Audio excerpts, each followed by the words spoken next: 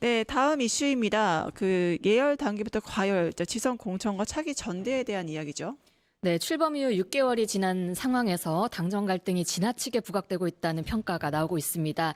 당장 내년 1월 중순에 치러질 민주당 최고위원 보궐선거는 친명 대 친청 대결의 예고편으로 불려지고 있죠. 그래서 지금 예열 단계부터 과열 아니냐 이런 이야기 나오고 있고요. 본 게임은 지선 공천 그리고 차기 전대로 이어질 전망입니다. 관련한 보도 보고 오겠습니다. 집권 여당인 민주당 내부에 전운이 감돌고 있습니다. 민주당에서 정청래 대표 체제가 출범한 이후 잇따라 발생한 당정 마찰의 불씨가 여기저기로 옮겨 붙고 있습니다. 집권 초 당정 갈등은 매우 이례적인 상황입니다. 이재명 정부 출범 이후 6개월이 지난 상황에서 당정 갈등이 지나치게 과열 양상을 보이고 있는 겁니다. 이재명 대통령과 정청래 대표의 갈등을 일컫는 이른바 명청 갈등이 최근 당원 1인 1표제 논란을 시작으로 민주당 내부 파열음으로 번지는 모양새입니다. 당장 내년 1월 중순에 치러질 민주당 최고위원 보궐선거는 친명 대 친청 대결의 예고편으로 꼽힙니다. 이후 양측의 본게임은 내년 6월 지방선거와 8월에 예정된 민주당 전당대회가 될 전망입니다. 지방선거를 앞두고 관격단체장 선거와 국회의원 보궐선거에 나서기 위한 양측의 공천 경쟁이 시작될 것으로 보입니다. 민주당의 차기 당대표를 선출하는 전당대회는 명청 갈등의 최대 승부처입니다. 연임에 도전하는 정청래 대표와 이를 막으려는 친명 후보의 최후 결전이 펼쳐지게 됩니다. 뉴스토마토 박주용입니다. 네, 여러분 스튜디오에 박창진 더불어민주당 선임 부대변인 차철우 기자님 자리해 주셨습니다. 안녕하십니까? 네, 안녕하세요. 반갑습니다. 안녕하십니까. 네, 눈속을 뚫고 오셨네요. 감사드립니다. 네, 감사합니다. 미끄러 넘어질 뻔했습니다. 정말요? 그러니까요. 아유, 그래서 여기 이렇게 같이 방송하는 것 자체가 감사할 일이. 네, 감사합니다. 시청자분들도 길 조심하셔야 될 것 같고요. 차철우 기자에게 먼저 질문 좀 드리겠습니다. 정청래 대표가 추진하는 1인 1표제 내용인데요. 당연 당규상 절차상 정당성이 없다. 일부 당원들이 가처분 신청을 냈는데 법원이 이걸 받아들이지 않았습니다. 법원이 기각한 이유 좀 짚어주시죠. 그러니까 당원들이 정식 발의 절차 없이 1인 1표제를 골자로는 전당원 투표 실시를 공고했다며 가처분을 신청한 거잖아요. 네. 일방적으로 좀 온라인 당원 투표 공고를 한 게 좀 절차적 위반이 있다면서 문제를 삼은 건데요. 네. 그러니까 일반 당원이 대의원 권리당원의 표 가치가 같아지는 데서 좀 촉발된 게 아닌가 싶고요. 재판부는 당원 개정 절차를 추진하는 게 좀 객관적인 합리성과 타당성을 잃은 것이라거나 절차적 정당성을 현저히 상실했다 보기 어렵다고 좀 판단을 했는데요. 정당 내부 조직 구성과 운영에 관해서는 자율성을 좀 최대로 보장할 필요가 있고 민주적인 절차와 원칙에 대한 중대한 하자가 있다고 단정하기 어려운 점을 고려했기 때문인데요. 네. 또 특히 전당원 투표수는 필수 절차가 아니라고 본 거예요. 그래서 제가 이거 관련해서 혹시 비슷한 판례가 있는지 찾아봤는데 완벽하게 일치하진 않지만 2011년, 2007년 비슷한 판례가 있고 이게 사법심사 가능 여부와 절차 하자 여부에 집중되는 경향이 있다고 좀 이야기들 하더라고요. 네. 그래서 당내 정치적 정당성이나 당원 다수 의견 같은 정치적 판단은 사법 영역이 아니라고 좀 본 듯 싶습니다. 네. 네, 결국에는 1인 1표제에서 이제 당원 당규 개정한다 얘기도 나오고 민주당 내부에서 이제 그 이재명 그다음에 정청래 대립구도로 가는 게 아니냐 어떻게 분석하세요? 그러니까 명청 갈등이라는 표현이 이제 이재명 대통령 취임 100일쯤에 좀 시작됐는데요. 주식 양도소득세, 그 다음에 검찰개혁 후속 조치, 그 다음에 재판중지법 등에서 좀 당정 이견이 발생한 것은 사실이잖아요. 그래서 네. 이때 이 대통령이 취임 100일쯤에 이제 일부 강행 법안에 좀 직접 제동을 걸었고 정 대표는 좀 강행 의지를 보이는 데서 촉발된 게 아닌가 싶은데요. 특히 정 대표가 죄송합니다. 이 대통령 순방 무렵에 당에서 추진하는 개혁 등을 좀 연일 띄워왔잖아요. 그래서 사실상 예열 단계부터 좀 가열된 건데 대통령실은 좀 취재를 해보니까 집권 초반이잖아요. 아무래도 이제 이재명 대통령이 시간으로 좀 보고 있는 것 같고요. 근데 이제 한미 관세협정 등 굵직한 과제들을 하나씩 좀 해결해 가면서 국민적 지지 상승 계기를 좀 만들었는데 그때마다 당에서 조금 이제 이런 것들이 엇박자가 나면서 좀 문제가 생기지 않았나 싶고요. 특히 이제 정청래 대표를 정점으로 한 강경파 그리고 이에 대한 불만이 조금씩 표출된 게 아닌가 싶습니다. 네. 네. 이번에 박찬진 대변인께 질문 드릴게요. 오늘 민주당 중앙위가 있습니다. 여기에서 1인 1표제 관련한 당헌을 한다고요.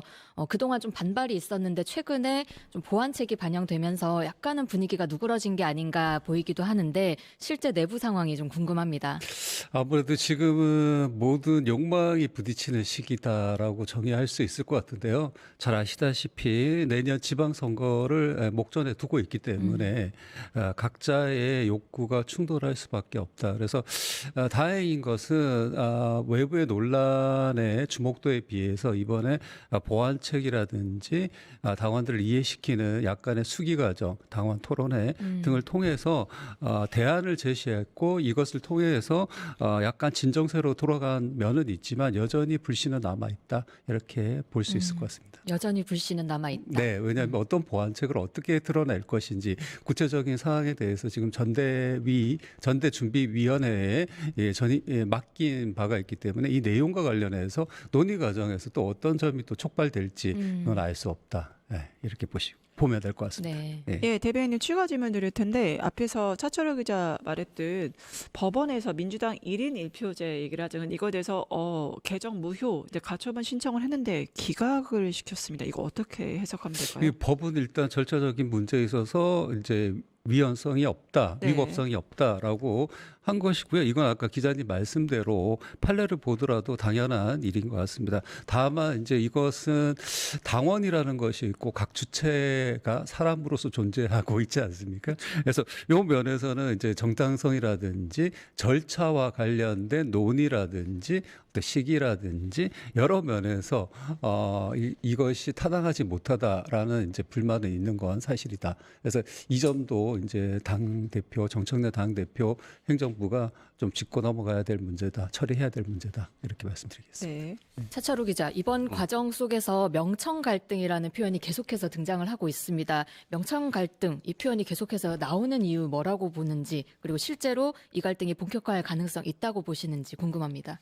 저는 이제 취임 초기 때에 이제 정청래 대표와 이재명 대통령이 했던 발언들을 좀 생각을 해봤는데 네. 정청래 대표가 당원의 뜻에 따라서 당을 운영한다고 좀 선언을 하셨고 네. 그다음에 당심 중심의 당 운영 방침을 강조를 해왔잖아요.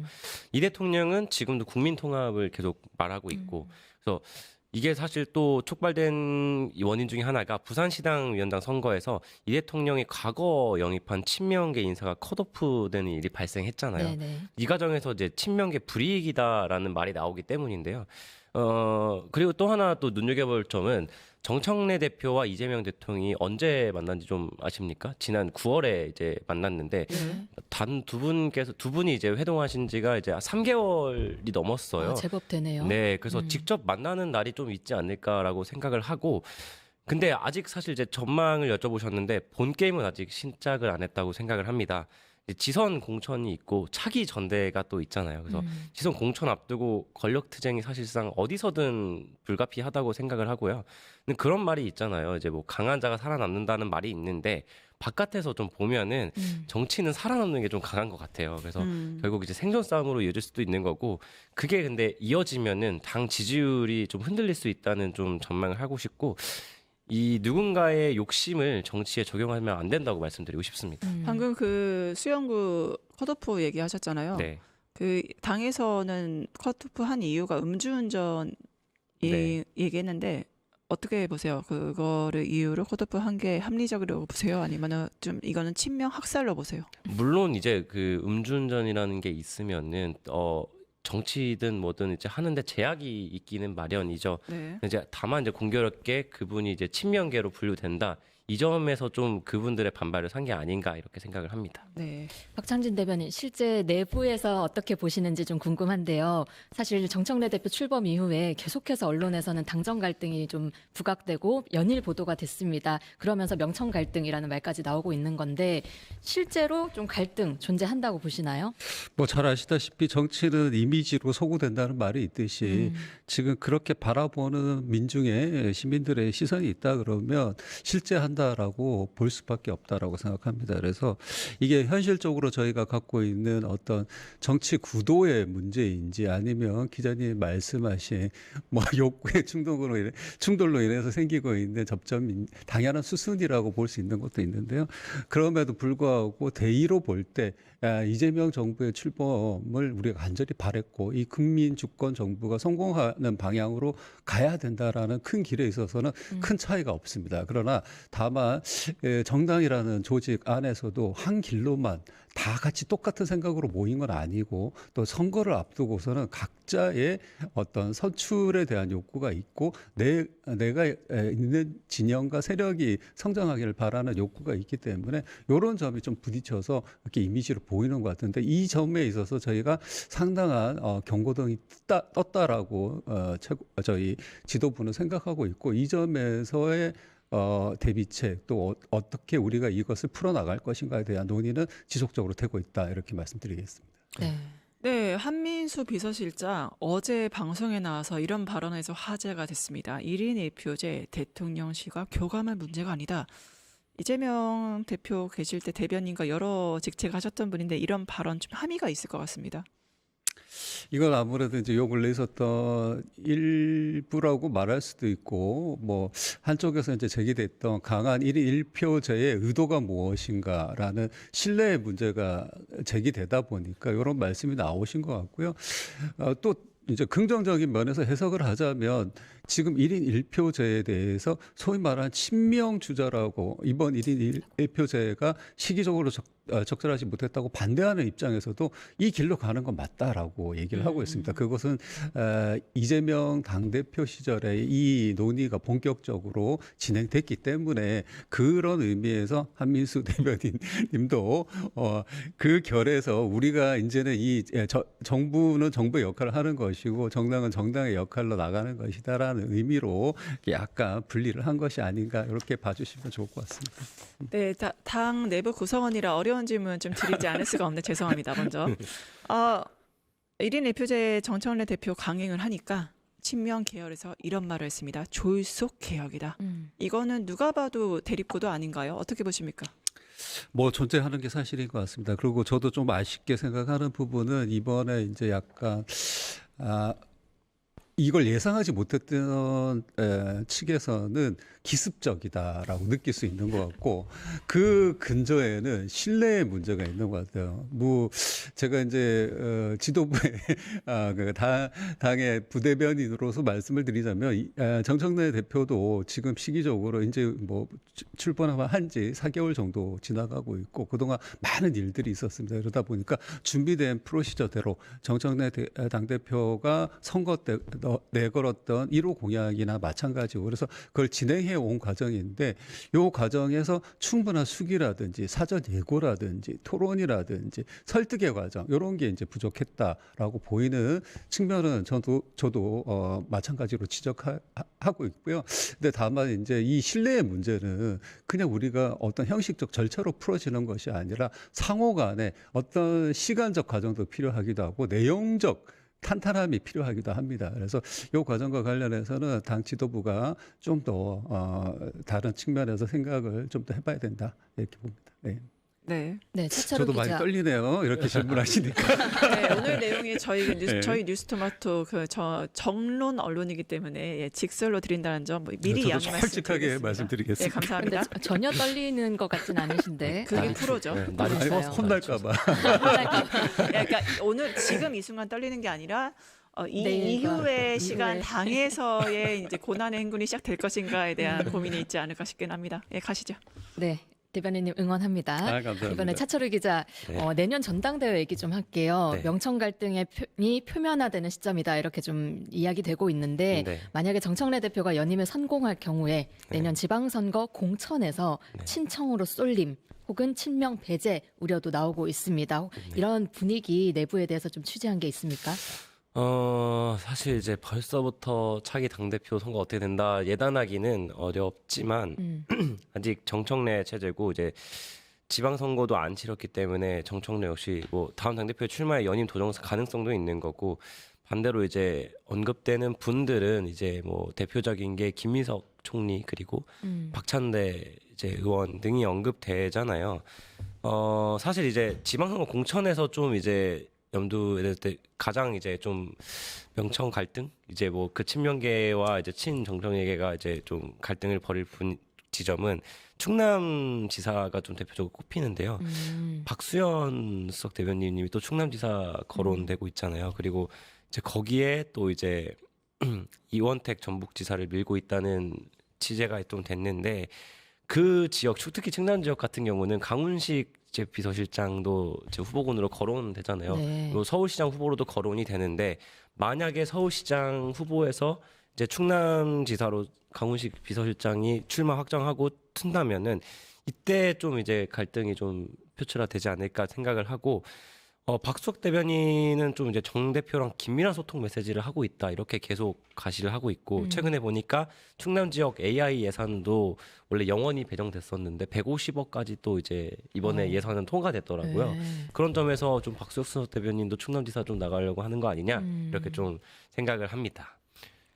네, 제가 미디어 토마토 여론조사 결과가 나왔습니다. 거기에 대해서 이제 중도와 진보에서 바라봤을 때 지금 이 명청 갈등의 원인이 정청래 대표에게 있다, 이러한 분석이 나왔는데 어떻게 해석하십니까? 뭐 전자에 말씀드린 것처럼 일단 뭐 이미지로 소구되는 측면을 봤을 때 그게 우리가 맞닥뜨리고 있는 현실이 맞다라고 인정을 해야 될 것 같고요. 정청래 당대표의 책임이 더 크다라고 생각하는 이제 그 여론조사가 결과가 높은 것은 그것 또한 뭐 당연하다고 생각합니다. 왜냐하면 지금 주체적으로 활동성 있게 움직일 수 있는 측이 정부보다는 저희 이제 여당의 입장, 정당의 입장에서 더 활발하게 움직일 수밖에 없지 않겠습니까? 만약에 대통령이 모든 뭐 부분에 관련해서 특히 지금 뭐 특검 활동이라든지 저희가 하고 있는 내란 전담 재판부라든지 이런 것과 관련해서 대통령실이나 정부가 일일이 이제 관여할 수 없는 법적인 제한 사항도 있고요. 네. 그래서 그러다 보니까 정청래 당대표 발로 나오는 네. 발언이라든지 행동이 많다 보니까 그렇게 인식할 수밖에 없다. 근데 전자에 제가 말씀드렸던 것처럼 이번에 1인 1표제의 논란처럼 네. 이것을 어떻게 이제 완곡하고 좀 세련되게 소위 말해서 멋있게 이게 좀 지금은 세련되고 멋있지 않다라고 보시는군요. 투박하게 보인다. 저는 그렇게 봅니다. 그래서 괜찮으시겠습니까? 그게 지금 당 네, 현직 빙판길 제가 조심조심 넘어지지 않게 왔는데 여기서 넘어질 것 같은 느낌이 네. 듭니다.